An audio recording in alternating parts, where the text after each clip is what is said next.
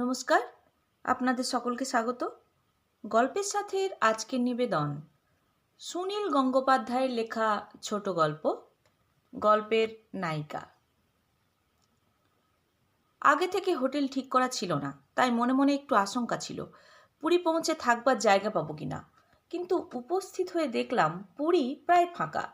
আসন্ন রেল ধর্মঘটের আশঙ্কায় বিশেষ কেউ এখন বাইরে বেড়াতে যাচ্ছে না। ট্যুরিস্ট লজের দোতলায় একটা চমৎকার ঘর পাওয়া গেল। দোতলায় প্রায় আর কোনো ঘরেই লোক নেই। আমরা অবশ্য এজন্য খুশিই হলাম। কলকাতার ভিড় থেকে পালাবার জন্যই তো এরকম বাইরে বেড়াতে আসা। আমাদের কাজ হলো শুধু সমুদ্রের ধারে বসে থাকা, সকাল দুপুর সন্ধে এমনকি অনেক রাত পর্যন্ত। নির্জন সমুদ্র তীর, অবিরাম ঢেউয়ের খেলা দেখতে একটু ক্লান্তি আসে না। গরম নেই, বেশ মোলায়েম হাওয়া। কখনো বাড়ির ওপর চিৎপাত হয়ে শুয়ে থাকি, তখন মনে হয় কতদিন আকাশ দেখিনি।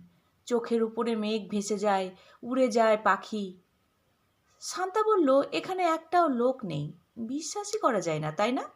আমি বললাম, তোমার কি ফাঁকা ফাঁকা লাগছে নাকি? শান্তা, মোটেই না। আমার তো মনে হচ্ছে সমুদ্রটা যেন শুধু আমাদের নিজস্ব। তোমার ভালো লাগছে তো? দারুণ ভালো লাগছে। তোমার? আমারও। আসলে কিন্তু আমরা কেউই সত্যি কথা বলছিলাম না। দিন দুয়েকের মধ্যে আমাদের বেশ একঘেয়ে লাগছিল। জল যেমন জলকে টানে, মানুষও তেমনি মানুষকে চায়।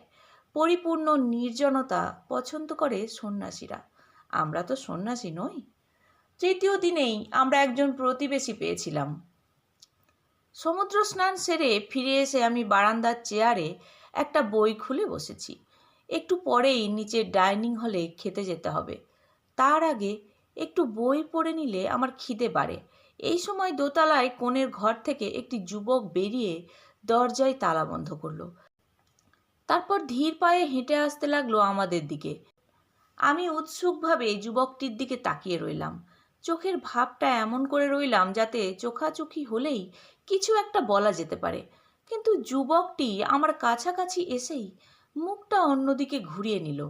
তারপর উদাসীনভাবে চলে গেল সিঁড়ির দিকে। আমি রীতিমতন অপমানিত বোধ করলুম। সচরাচর যেচে কারো সঙ্গে আলাপ করা আমার স্বভাব নয়। ছেলেটা আমাকে গ্রাহ্যই করল না। রেগে গেলেই আমার পায়চারি করা স্বভাব। শান্তা ঘরের মধ্যে জামাকাপড় বদলাচ্ছে। আমি লম্বা বারান্দাটায় পায়চারি করতে লাগলাম। হাঁটতে হাঁটতে বারান্দার শেষ প্রান্তে এসেছি।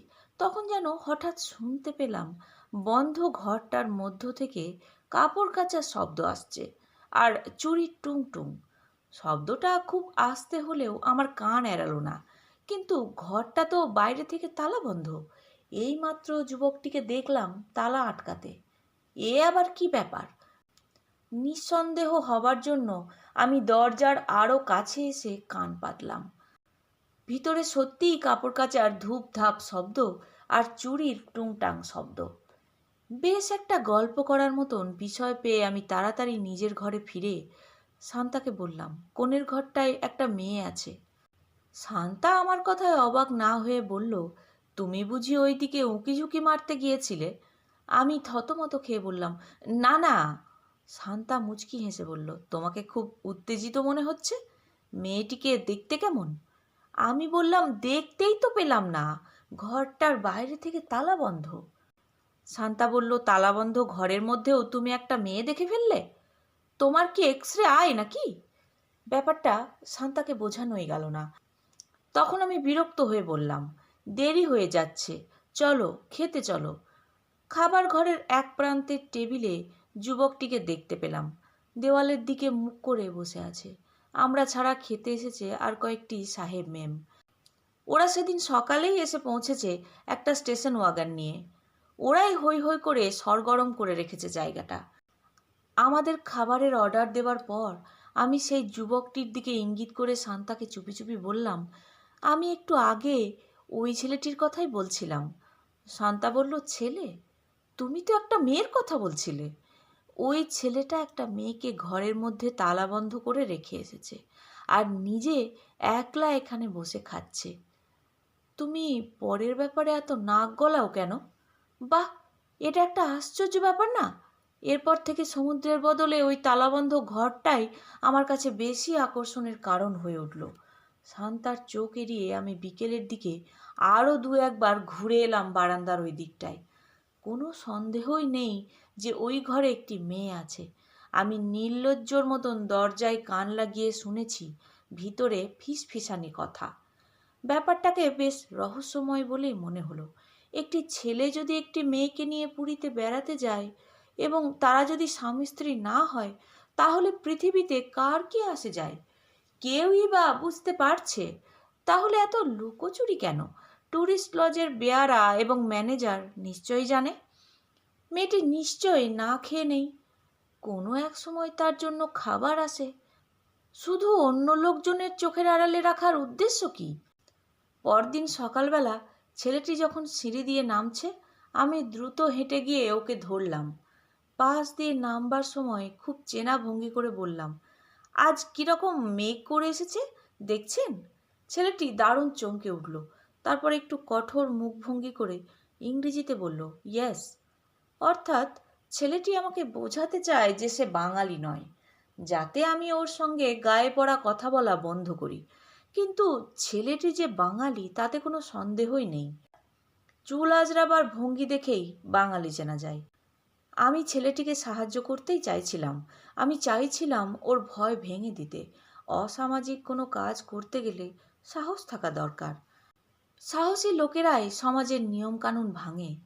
কিন্তু ছেলেটি আমাকে পাত্তাই দিল না। দুপুরবেলা শান্তা আমাকে বলল, তুমি সমুদ্রে যাবে না?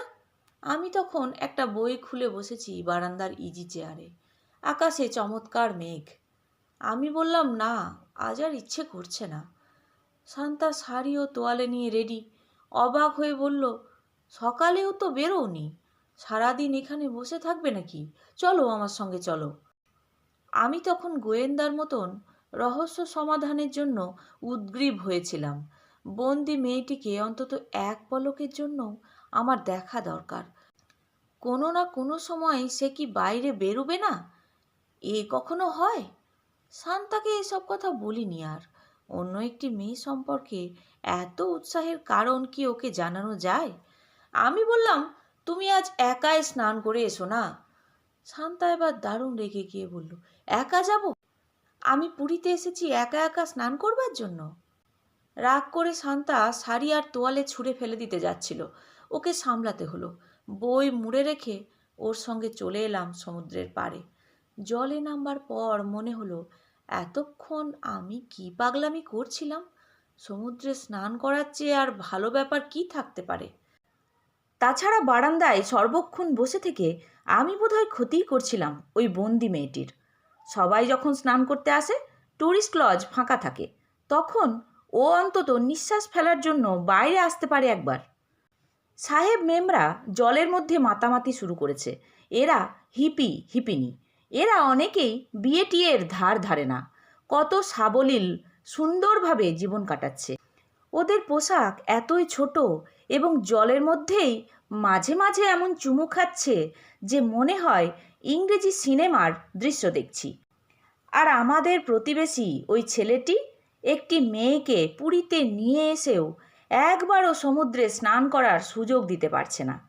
কি এমন ভয়? মেয়েটি বা রাজি হলো কেন? ট্যুরিস্ট লজে আরও দুদিনের মধ্যেও আমি মেয়েটিকে একবারও দেখতে পাইনি।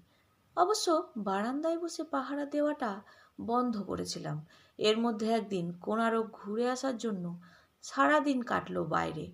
এর মধ্যে শান্তাও বিশ্বাস করেছে মেয়েটির অস্তিত্ব। কোনো এক সময় আমি যখন ছিলাম না, তখন শান্তা শুনতে পেয়েছিল ঘরের মধ্যে মেয়েলি গলার কান্না। মেয়েটি কাঁদছিল যখন, তখন ঘরটাতে তালাবন্ধ ছিল না, অথচ ছেলেটিও ভিতরে।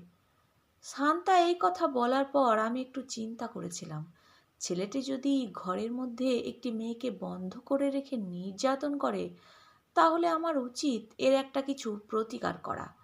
পুরুষ মানুষ হিসাবে এটা আমার দায়িত্ব। কিন্তু ছেলেটিকে তো সেরকম অত্যাচারী বলে মনে হয় না। একটু যেন ভীতু ভীতু ভাব সব সময়। অবশ্য অনেক লোকই ঘরের মধ্যে আর ঘরের বাইরে একরকম নয়। ব্যাপারটা নিয়ে ট্যুরিস্ট লজের ম্যানেজারের সঙ্গে আলাপ করবার জন্য গেলাম। অফিস ঘরে সন্ধ্যের দিকে। ম্যানেজার টেবিলের উপর পা তুলে কাগজ পড়ছিলেন। এখানে কাগজ আসে দুপুরের দিকে। আমাকে দেখেই বললেন, কি কাগজ পড়বেন নাকি? আমি বললাম, না, অন্য একটা কথা, মানে 18 নম্বর ঘরে যারা আছে। ম্যানেজার বললেন, 18 নম্বর ঘরে কেউ নেই তো, ও ঘর তো খালি। আমি বললাম, না না, খালি না, আমাদের ঘরের থেকে কয়েকখানা ঘর পরেই। না, খালি ওই ঘর। আমি বেশ জোরে প্রতিবাদ করতে যাচ্ছিলাম। ম্যানেজার তার আগেই আবার বললেন, এই তো আধ ঘন্টা আগেই খালি হয়ে গেল, মিস্টার অ্যান্ড মিসেস দত্ত ছিলেন। আমি চমকে উঠলাম, আধ ঘন্টা আগে খালি হয়ে গেছে? দেওয়ালের দিকে তাকিয়ে দেখলাম 18 নম্বর ঘরের চাবি ঝুলছে। আর কিছু বলা যায় না, এরা স্বামী স্ত্রী পরিচয় দিয়েছিল এখানে। তারপর যদি একজন ঘর থেকে না বেরোয় কিংবা চাপা গলায় কাঁদে, সে ব্যাপারে আমাদের নাক গলাবার কোনো অধিকার নেই। এরপর শান্তা যখন এই নিয়ে বিছানায় শুয়েছে, আমি একটু ঘুরে আসি বলে বেরিয়ে পড়লাম। যেন একটা চুম্বক আমাকে টেনে নিয়ে গেল রেল স্টেশনে। আমি জানি সারাদিনে একটিমাত্র ট্রেন চলছে, তাও রাত 9টার আগে ছাড়বে না। এ আমার কি অশুভ কৌতূহল! কেন আমি ওদের পিছনে পিছনে এরকম গোয়েন্দাগিরি করছি? ওরা নিরিবিলিতে থাকতে চেয়েছিল, আমার উচিত ছিল না ওদের কোনো রকম ব্যাঘাত করা। কিন্তু প্রথম থেকেই আমার মনে হচ্ছিল এর মধ্যে একটা গল্প আছে। সাধারণভাবে একটা ছেলে বা মেয়ে যদি বিয়ে না করেও স্বামী স্ত্রী সেজে পুরীতে ফুর্তি করতে আসে, তার মধ্যে কোনো গল্প নেই। কিন্তু এই গোপনীয়তা, ঘরের মধ্যে চাপা গলায় কান্না, এতেই তো রহস্য ঘনিয়ে উঠল। সেই জন্যই এই গল্পের নায়িকার মুখটা অন্তত একবার দেখবার জন্য ছটফট করছিলাম। রেল স্টেশনে বিরাট ভিড়, ট্রেন চলবে কিনা ঠিক নেই। তবু বেশ খানিকটা দূর থেকে আমি ওদের দেখতে পেলাম। একটা বেঞ্চিতে বসে আছে ছেলেটি, তার পাশে কাঁধে মাথা রেখে একটি কালো শাড়ি পরা মেয়ে। মেয়েটির মুখ দেখেই আমি চমকে উঠলাম। মেয়েটি আমার চেনা। তৎক্ষণাৎ বুঝতে পারলাম এত গোপনীয়তা আর গোপন কান্নার কারণ। আমাকে আর শান্তাকে আগে থেকে দেখতে পেয়েই মেয়েটি আত্মগোপন করেছিল। লজ্জায় আমার মাথা কাটা যাবার মতন অবস্থা। আমার জন্যই ওদের সব আনন্দ নষ্ট হয়ে গেল। আমি যেন একটি মূর্তিমান ব্যাঘাত। আমি নিজের এরকম ভূমিকা কখনো কল্পনাও করিনি। ওরা তো জানে না যে আমি জানতে পারলেও ওদের সমর্থনই করতাম। যাক, ওরা নিশ্চিন্ত যে আমি শেষ পর্যন্ত কিছু জানতে পারিনি। সেই জন্যই মেয়েটি এখন নিশ্চিন্তে এত লোকজনের মধ্যেও ছেলেটির কাঁধে মাথা হেলান দিয়েছে। আমি দ্রুত চলে এলাম রেল স্টেশন থেকে। আর কোনো রহস্য বা আকর্ষণ রইল না। কাল থেকে শুধুই সমুদ্র দেখতে হবে। শেষ হলো গল্প, গল্পের নায়িকা। নতুন একটি গল্প নিয়ে খুব তাড়াতাড়ি ফিরে আসছি। আমার গল্প পাঠ কেমন লাগলো তা অবশ্যই কমেন্ট করে জানাবেন। ভালো লাগলে একটি লাইক দেবেন ও প্রিয়জনদের সাথে শেয়ার করবেন। নতুন নতুন গল্প শোনার জন্য চ্যানেলটি সাবস্ক্রাইব করে রাখবেন। ভালো থাকবেন। ধন্যবাদ।